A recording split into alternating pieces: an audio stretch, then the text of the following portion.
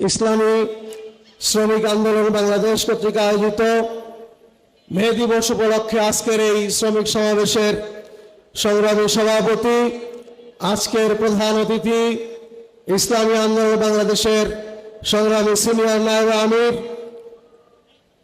সংগ্রামী জননেতা মুফতি সৈয়দ মোহাম্মদ ফয়জুল করিম শেখ চরমনাই, উপস্থিত জাতীয় নেতৃবৃন্দ, সমবেত আমার শ্রমিক ভাই ও বন্ধুগণ, প্রিয় ভাই ও বন্ধুগণ, আজকের এই বিশাল সমাবেশ প্রমাণ করে এদেশের মানুষ ইসলামের পক্ষে আছে।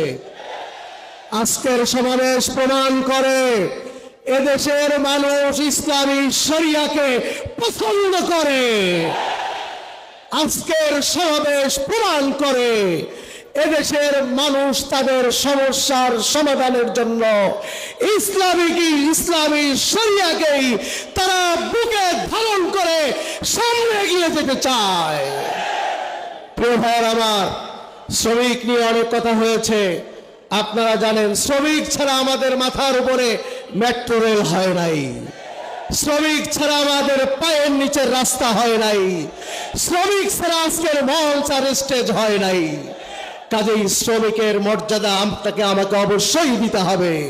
বিশ্বনবী আলাইহিস সালাতু ওয়াস সালাম, আজকে আমরা মে দিবস পালন করছি, মাত্র 1886 সালের ঘটনা, অথচ বিশ্বনবী মুহাম্মদ রাসূলুল্লাহ সাল্লাল্লাহু আলাইহি ওয়াসাল্লাম 1450 বছর আগে বলে গিয়েছেন, কিয়ামতের ময়দানে আমি তাদের সাথে গোসা করব।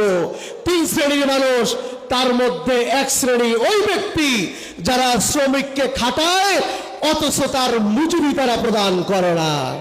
প্রিয় ভাইরা আমার, কাজেই বলে দিতে চাই, ইসলামের শ্রমিকের যেই অধিকার এবং মর্যাদা দিয়েছে, শরীয়ত আইনে যেই অধিকার এবং মর্যাদা দেওয়া হয়েছে, তা যদি প্রতিষ্ঠা করতে পারি, বাংলাদেশ কেন গোটা বিশ্বের কোন শ্রমিককে তার অধিকারের জন্য একবারও আন্দোলন করতে হবে না ইনশাআল্লাহ।